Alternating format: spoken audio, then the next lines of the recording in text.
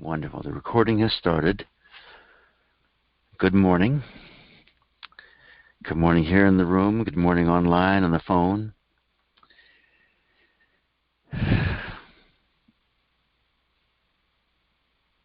Today is Friday, the 25th of October, 2019. This is the last day of the October class of Healing the Heart of America. And the class will be a little different in the sense that it'll be sort of a celebration of universal love, divine love. We'll start with the same kind of meditation to get us in our hearts, and then we'll just allow ourselves to connect very deeply to the universal heart. So let's begin, as is our custom, by just noticing where we are this morning. What's going on? How do we feel? How clear are our senses? How alive are we inside?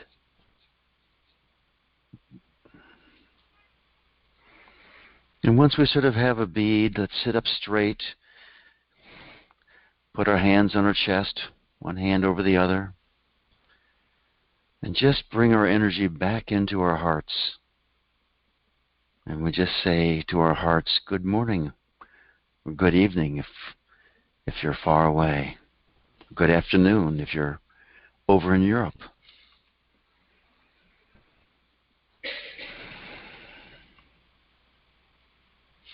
So far, with just a quick glance, we have people from Austria and India, and often we have them from the United Kingdom.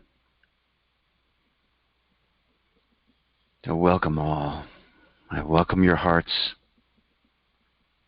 and let's welcome our own hearts now.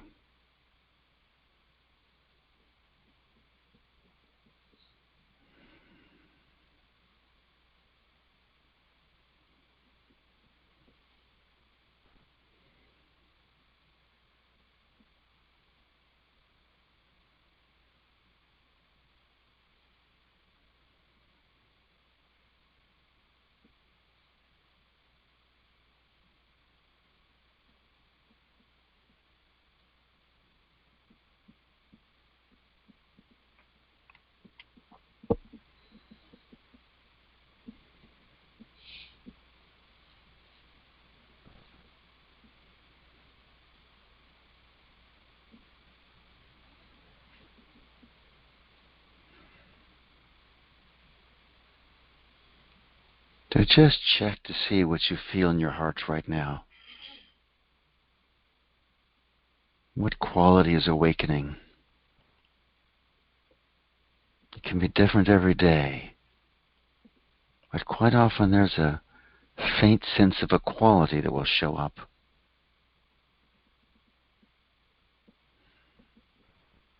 You may find that it reappears throughout the day. Just something to explore. And just notice where you are, how just a little bit of attention to our hearts has such a subtle but profound effect on who we are, on our experience of life. And when you're ready, let your hands down. And let's begin this process of heart rhythm meditation, revived from these great, amazing, God-realized saints of the 4th and 5th century, the Desert Fathers and Mothers, who taught us how to meditate with our heart and with our breath. And this amazing practice has been revived by Perron and Susanna Baer, the co-founders of I Am Heart, a very great school of the heart. So we start by simply watching our breath.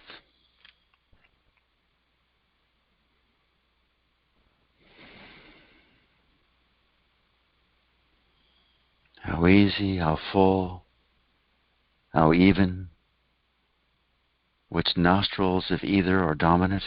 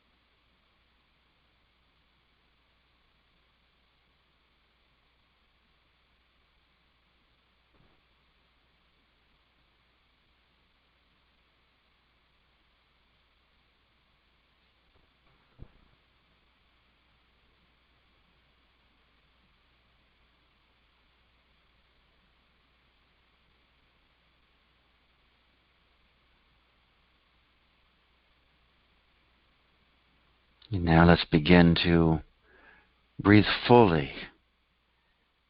And the easier way to do that is to exhale fully, bringing your abdominal muscles all the way back towards your spine.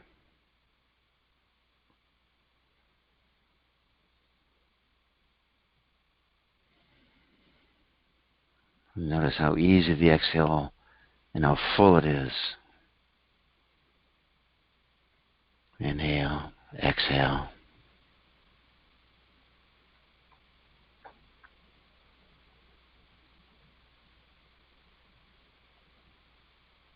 Full abdominal breath. Full inhale, full exhale. Allow it to be stately, measured.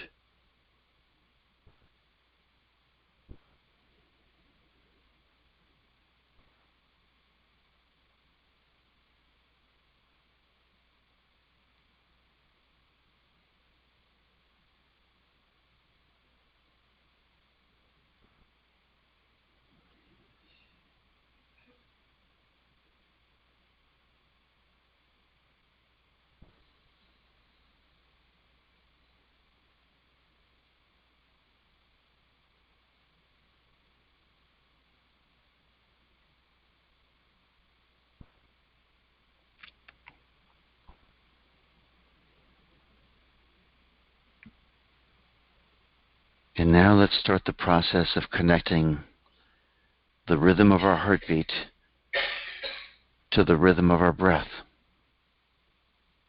So we just find our heartbeat, feel it internally if we can. Otherwise, just feel your pulse on your wrist, on your heart, on your neck. Or simply count. Inhale, 8 heartbeats. Exhale, 8 heartbeats. Whatever number is right for you.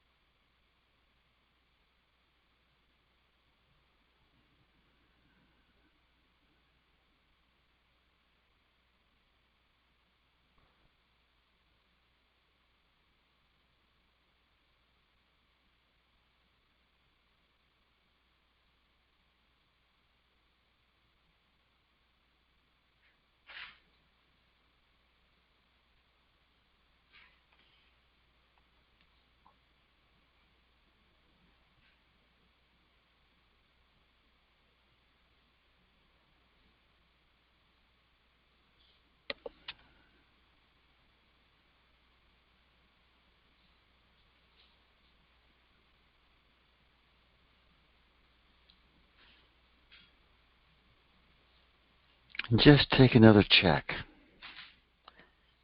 Here we've been connecting two fundamental rhythms of the body, the breath and the heart. As these two rhythms move into harmony, what happens is we become attuned to the rhythms of nature, to the rhythm of life, of the earth, the rhythm of the sun and the moon. It happens subtly at first, but later on, the feeling just grows of that connection, that we are a part of everything, this rhythm flowing, and we are connected to that rhythm of life.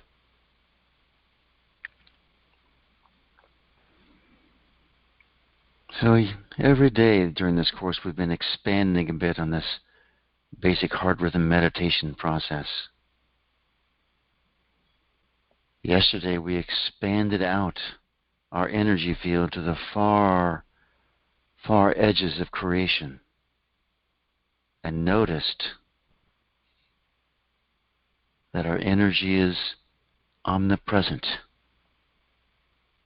It's such a big word, omnipresent. Last week, we expanded out with each of the 5 elements, noticing the 5 elements at the far reaches of creation, each one subtler and subtler as they go further out, and the vastness of the universal heart beyond it. This morning we're going to go back to the practice of a couple of days ago of moving into the chamber, the secret chamber of our heart, what the Sufis called the inverted space. But what I want to do to get us ready for that, because it's such an extraordinary place to go, is I want to go back to the diamond breath, the square breath, and use that as a launching pad to move deeply to the vast space within our hearts. So this breath pattern, we keep it up, this inhale to the count of 8. You could use 6. Let's say inhale to the count of 8, hold to the count of 16 heartbeats, exhale to the count of 8. And again, always if you have some heart challenges, just keep doing heart rhythm meditation. No reason at all to strain your breath. When we do this together, there's an entrainment. We all start moving together. So even if you're not doing the diamond breath or the square breath, you'll get the benefit of just being here. So let's just start that practice. We inhale, I'm going to say 8 breaths. You could do 6, 12, 6 if you wanted. 4, 8, 4. 10, 20, 10. Inhale to 8 heartbeats. Inhale about 80% full, 70% full. And then hold for 16 heartbeats.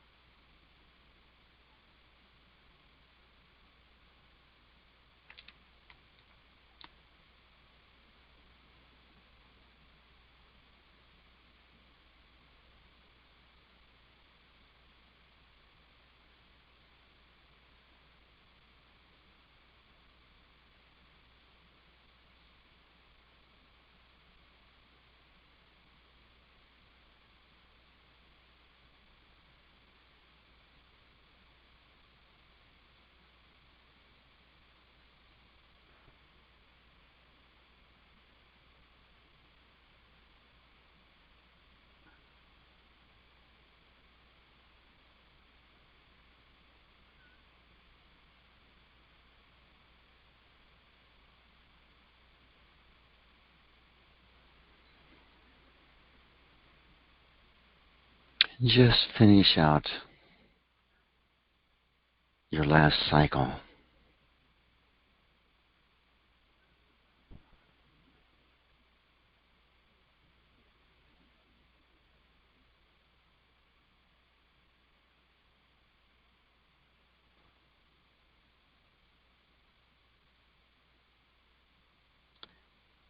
And just notice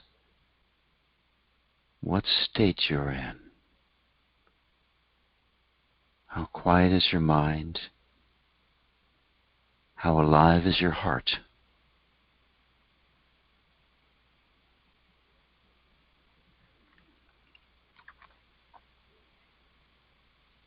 So now the invitation is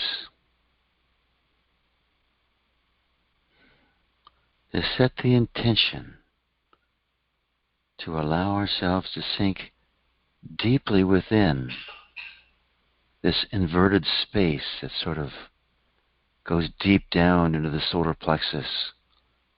The Sufis call it a bowl that sort of reflects back this vastness.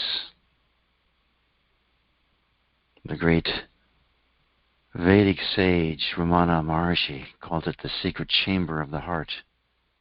Actually called it its own unique chakra. And he located it a few inches below the heart, maybe 3 inches, 4 inches, slightly off to the right. Whichever works for you.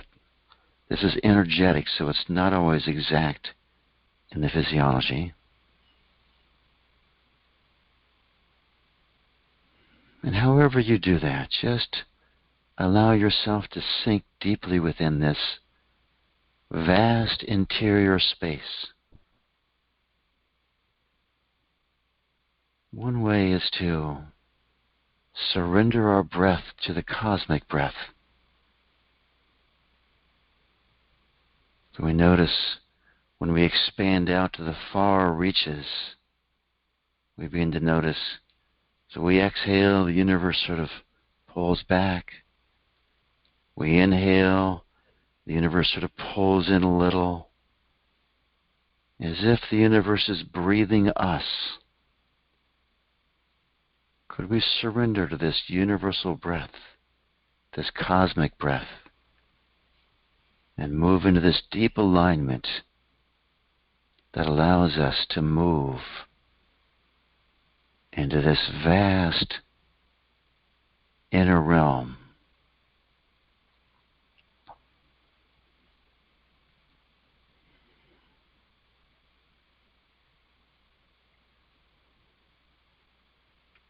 And just check to see if it's safe for you to move into this interior space, this inverted space. Check to see if there's a feeling of, I better not go all the way in. Who knows what'll happen? Will I be able to come out? Or some such thought like that, just ask, is there anything keeping me from merging fully, going fully into this interior space? And whatever comes up, could you honor that feeling, that thought? Love it. And then choose to allow yourself to move in even deeper into this universal space.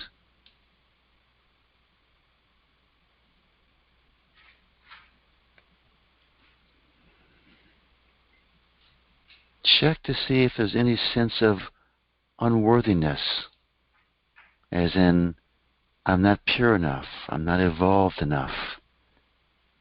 Having an experience like this belongs to great sages. Something like that. Just check to see. Whatever comes up there, could you again honor that? It's a part of us. We want to love it. And just recognize that it's not some eternal wisdom saying that. It's just a wound of our heart. Could we honor it, love it, let it shift, and allow ourselves to sink even more deeply into this universal space, this vast space within.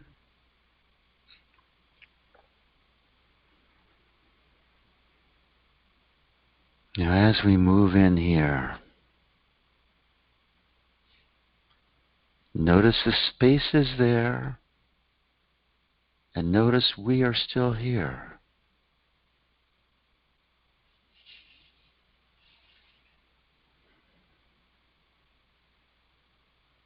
Now, many of us have come from traditions that more or less negate the body and the mind. And we say, I am not my body, I'm not my mind, I am pure consciousness. And while there is some absolute truth to this, ask yourself from the perspective of your heart,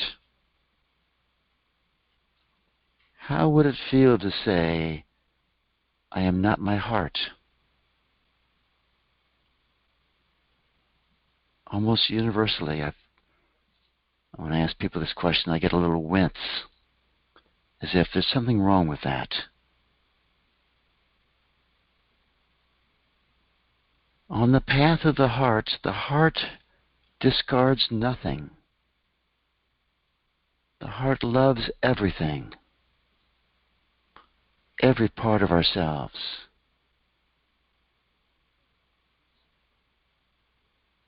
Ask your heart, ask the wisdom of this vast universal field. Is it okay if I am my mind? If my mind belongs to me? If my body belongs to this universal heart? If all that I am, all that I have been, is okay to exist as part of this universal heart?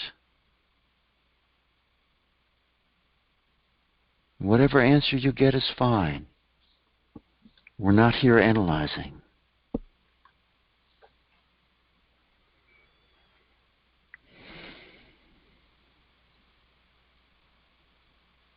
Check to see if in your life there is any wanting safety,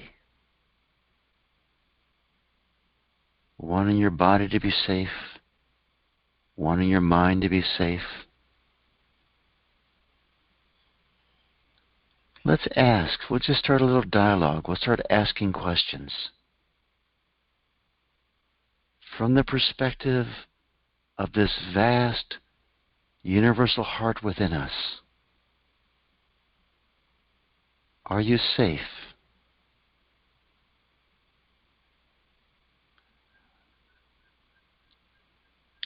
From the perspective of this vast universal heart,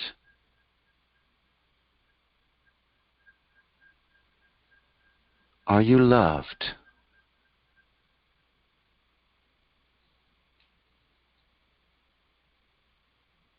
From this perspective of the vast universal heart, is there an infinite amount of energy and power to move our lives forward? Whatever answer you get is okay.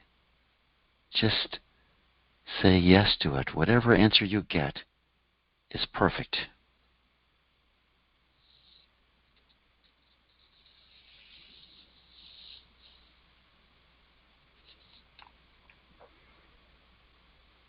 Check to see if there's any disapproval in you for your mind or for your body. Whatever answer you get is fine. And then let's ask the question from the universal heart's perspective. Is your body perfect? Is your mind perfect?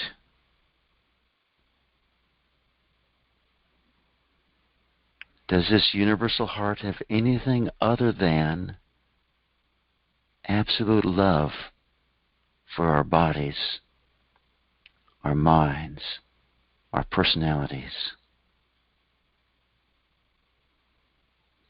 Would it be okay with you if you allowed this love to fill your being, fill your personality and mind and heart? Could we just say yes to universal love?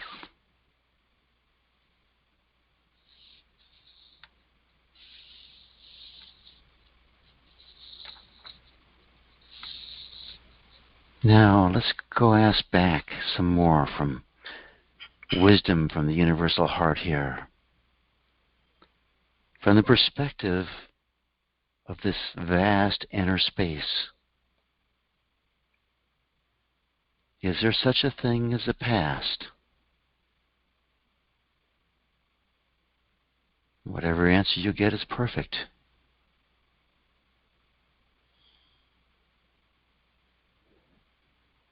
Is there such a thing as the future?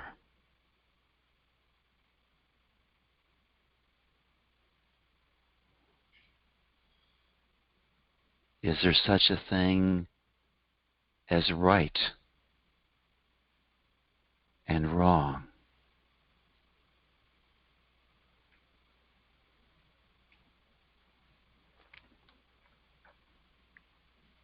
Is there such a thing as good or bad?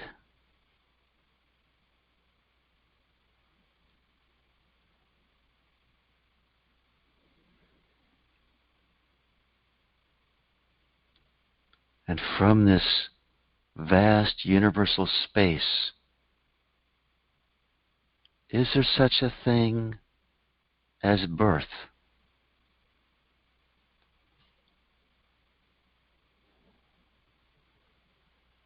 Is there such a thing as death?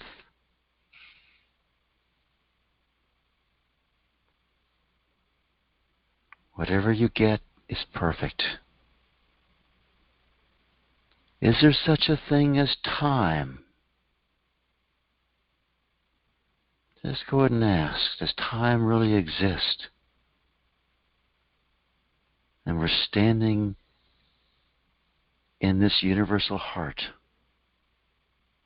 this vast internal space.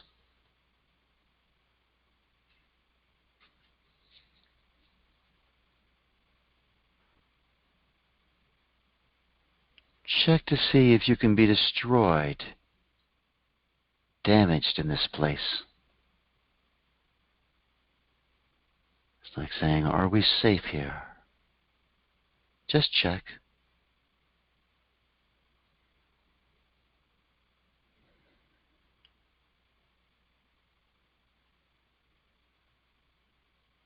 Could you let your heart expand even more?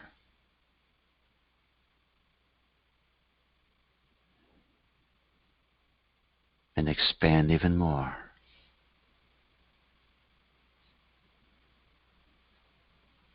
Could you let this inner realm expand even more?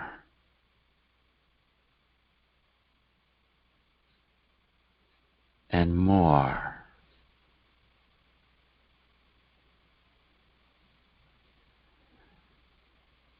Would it be okay if it expanded infinitely?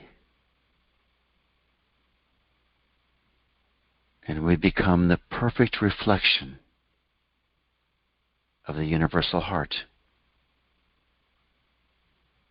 It's just a question. Whatever the answer you get, it's fine.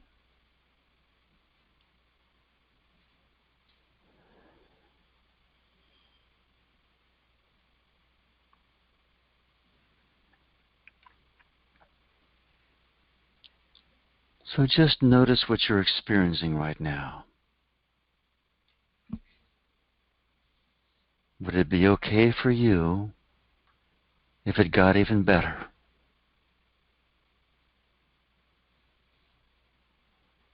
Could you let it get even better still?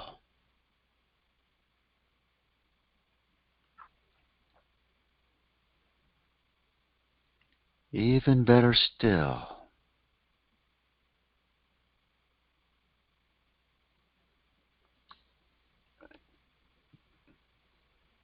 I suggest you just say yes to that question. Just say yes and see what happens. Could you let it get even better?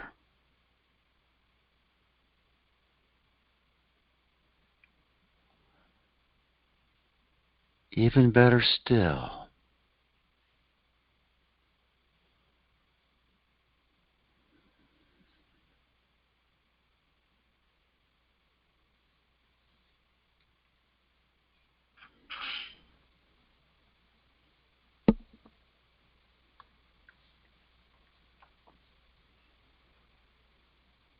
And now that we've been exploring this vast universal heart,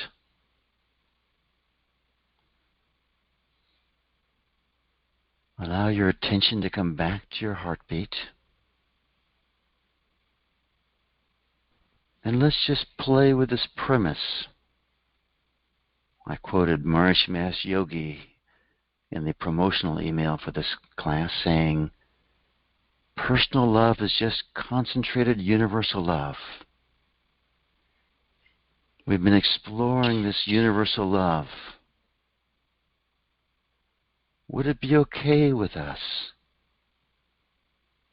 if we shifted it into personal love? And not necessarily romantic, but that would certainly be okay. But let's just see if we can add love to our relationships. And I mean all relationships. The other day we worked on money. Would it be okay with us if we loved money? Check to see if there's any resistance to that. We take this vast, universal love and we let it flow into money. See if you have some of that old programming that says money is the root of all evil. Love of money is the root of all evil, is what it says. Could you allow that to just dissolve and fade away? It's really like a desperate greed for money is the root of evil. Could we just greet it with pure love? Or let's take a relationship with a person. Would it be okay with us? I want you to find some person where you think more love would be useful in this relationship. More love would be useful. Could you look at this person and just send this person this vast universal love and approval? Could you let go of your petty differences, your fears, your concerns, and just greet them with love?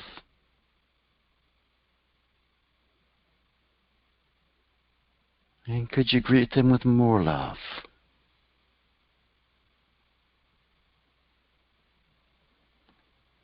And more love.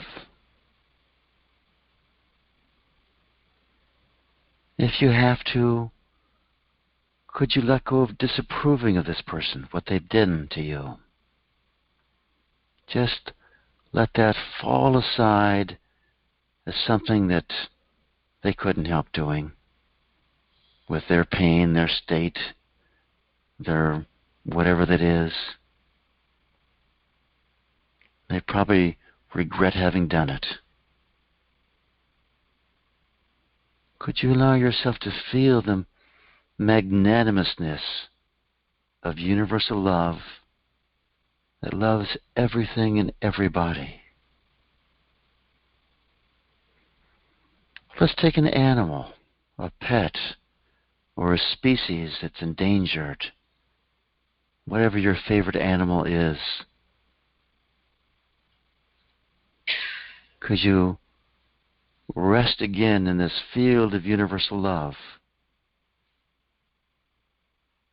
and allow the vastness of that love to envelop this horse, this whale, this dog, this cat, this species?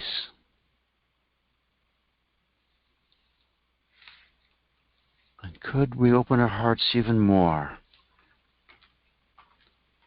to let this universal love flow through?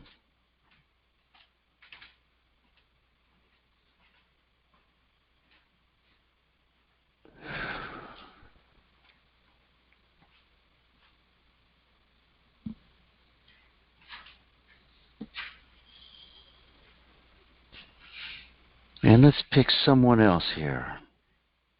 Maybe someone at work. Maybe a business that we've always hated. Maybe Monsanto. Maybe a political figure we really resent. Which would you rather do? Resent Monsanto? Resent the political figure? Or would you rather love it? Which is going to feel better?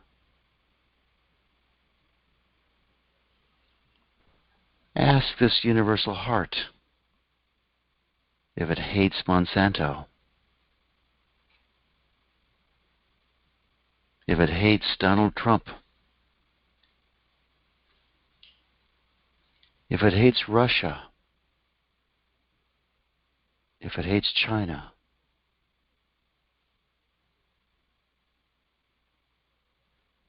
Could we allow this love to come forth and envelop every part of America, every part of the world?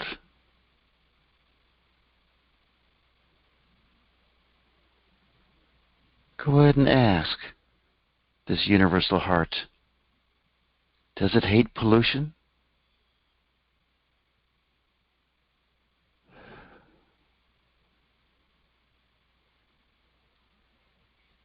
Does it hate all the horrors of war? All the unspeakable evil in the world? Whatever answer you get is perfect.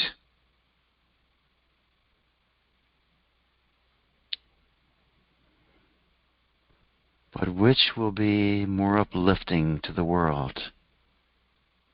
For us to hate or to love?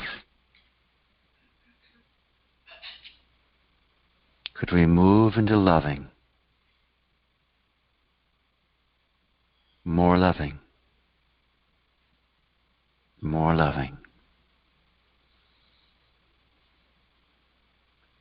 And could we point that love back towards ourselves? Could we give ourselves some love and approval? And more love and approval.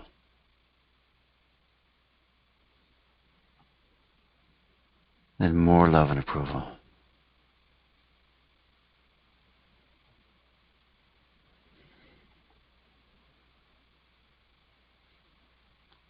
The real key to loving everyone else is loving yourself. I actually suggest everyone do this like 20 minutes every day in the morning. It'll have a remarkable result.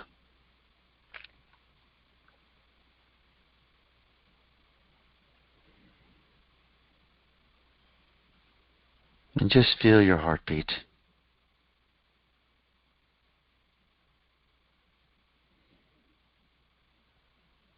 Notice how it feels to have been so unconditionally loving for 10 minutes or so, 15 minutes, whatever length of time that was.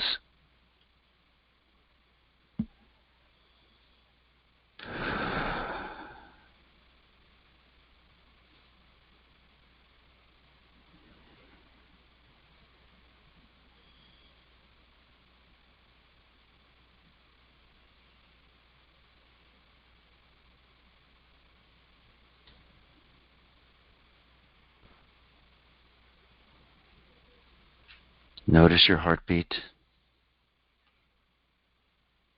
Let your attention go to the soles of your feet, so we can become fully grounded, fully loving beings, and fully engaged in this life on the earth.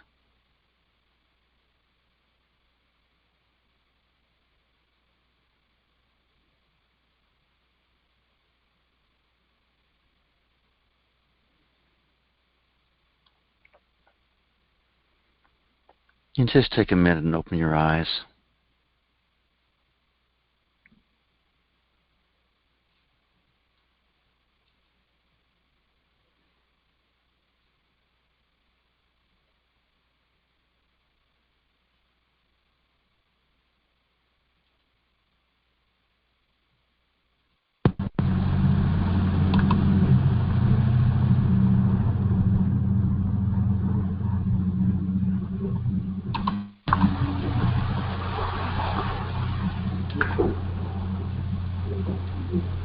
And I thank you for joining me in this meditation and in this class.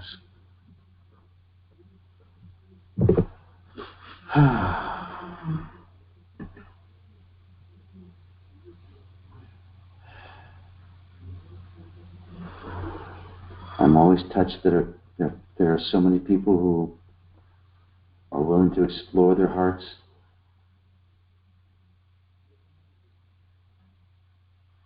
and lend their hearts to the healing of the wounds in the heart of America. So that ends the formal part of this class. If anyone has a comment or a game to work on something, they're still stirred up, or honestly at this point this is just going to be an open session for anyone who wants to say anything.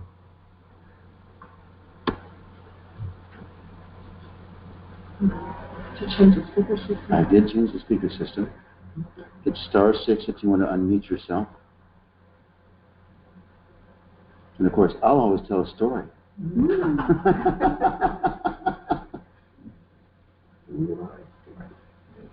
Yeah. You guys want to hear a nice story? All right, I'm getting a yes here, and no one online is. So I have to think through this story. I haven't told it. I think the last time I told it was 6 years ago. And I doubt very many people have ever heard the story. It's not a published story. It's from a Sufi master who came to Fairfield. I helped him get his visa. I used the status of the church to, he's Muslim, he's a Sufi teacher, and so hard for Muslims to come visit America. But I actually had to write our congressman, and the congressman wrote the embassy over in Turkey, and finally got him a visa to come. So anyway, he told me this story. He told a group of us this story about a very famous dervish, the most famous dervish in all of Turkey, he said, Dervish Yunus, except for Rumi. He said, but Rumi came from what is now Afghanistan. At the time it was part of Persia. So, Rumi had freedom. He was being persecuted in Persia. It happens to a lot of Sufis. They get persecuted. It's like Christian mystics. They get persecuted. Anyway, this dervish Yunus, this is the start of how he became a dervish. So he was, an upstanding citizen in a small village. And this village this year was facing crop failure. So everyone was worried about having enough food. And he had such a big heart he felt responsible for everyone. And he heard about a dargah. It's like an ashram. Every 20 or 30 miles in Turkey, they had an ashram, a dargah, a school, the centers of learning. And they're very, almost like they're universities. And they would always have a Sufi master running it. And one dargah, about 20 miles away from this village, was saying he knew people were having trouble. He said, "You could come. Our crops have been very good. You can come and load up, a wagon load if you want to." So Yunus hears this. He goes, "Wow, I can do this." So he hooks up a wagon, rides down there. I think it's about a day's journey, 20 miles like that. And he gets there, and the Sufi master looks at Yunus, and he sees something remarkable. And he says to him, "Yunus, I'm really happy we've met. And here's the thing. I can give you this wagon full of grain, rice and beans or bulgur and lentils. I think that's the common thing out there in Turkey." He says, "Or I can give you the eternal wisdom to fill up your life. Which would you like?" And Yunus goes, "Wow, that's quite an offer." But his heart calls him to feed the people, his family and his relatives. So he goes, "I have to take the grain, the lentils and the bulgur." Sufi master goes, "Okay, but that was the offer that time." And they loaded him up, and he takes it back, and he distributes all this food, and he has this huge regret. He goes, "What did I do? I could have had the wisdom of the ages." So the next day he runs 20 miles and gets to the dargah and sees the Sufi master and says, "Please, please, take me as your student."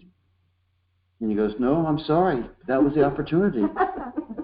He says, "But 20 miles down there's another very good Sufi master. Maybe you could try there." So he sleeps there for the night, and he gets up and he runs the next day. He gets there and he sees the Sufi master and he begs him, "Take me as your student." The Sufi master goes, "Well, it's going to be a lot of hard work for you. Are you sure you can do it?" And he says, "I'll do anything. I want this wisdom of the ages." The Sufi master says, "Okay.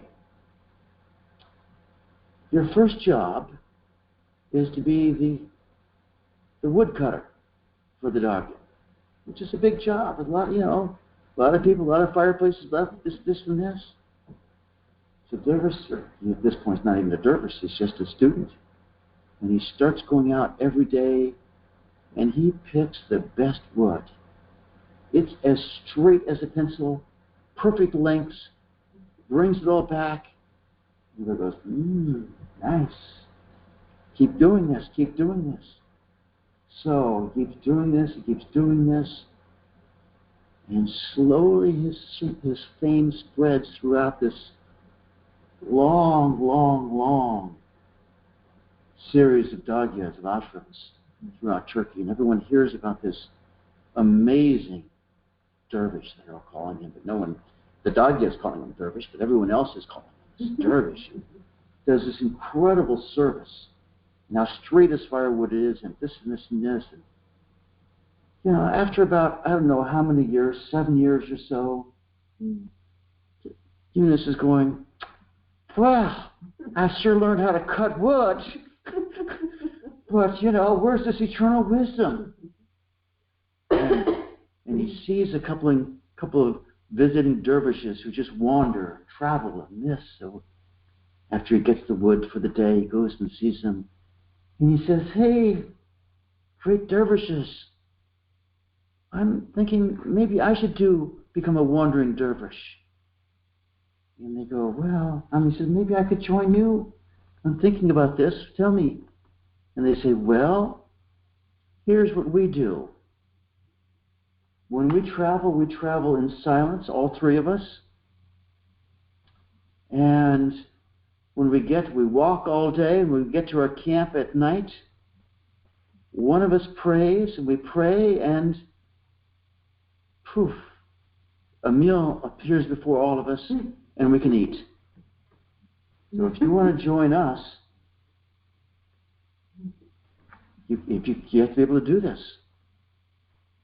And Eunice is going, oh my gosh, how can I do this? I don't know, but he says, I have to see this. I don't care, I have to see this. So he goes and sees this Sufi master who kind of goes, Eunice, you're making such progress here. And Eunice is going, oh, no, I really need to do this. Well, and he gives him his blessing to go. So the next morning he shows up with the three. And sure enough, the first day they walk in complete silence. They walk a good long day. They sit down. One of them closes his eyes, prays, and this classic, simple peasant meal appears. Bulgur and rice, a stew and some vegetables in it. Very simple, but perfect, perfectly adequate. And they eat it in silence, and they get up, and they walk on the next day, and the same thing happens. The second dervish prays, poof, all this food appears, this very simple peasant meal appears. They eat it. Third day, the same thing happens. The fourth day, Eunice is starting to sweat. Goes, how do we do this? Anyway, silence, and they all sit down. And Eunice has this thought. And he prays, he says, whoever my three companions are praying to, I pray to you, give us a meal. And just like that, 40 exquisite dishes appear. Lentils and, all the basics, and the yogurt and this flavor and this rarity. And the other three break their silence and they say, how'd you do this?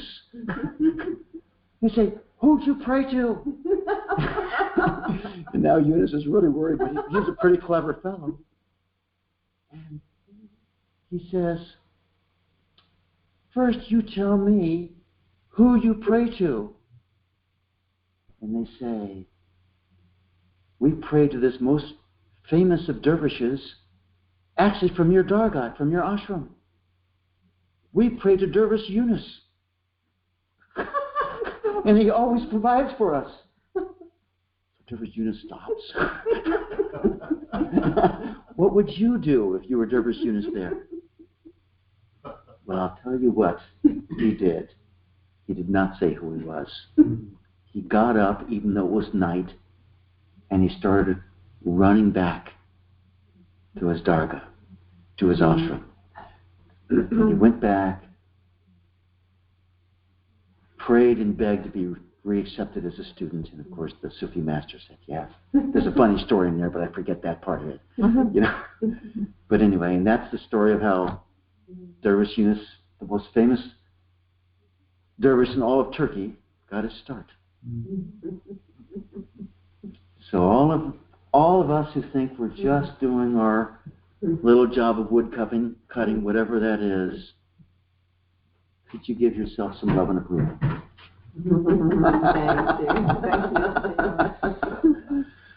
Okay, I'm going to unmute everybody.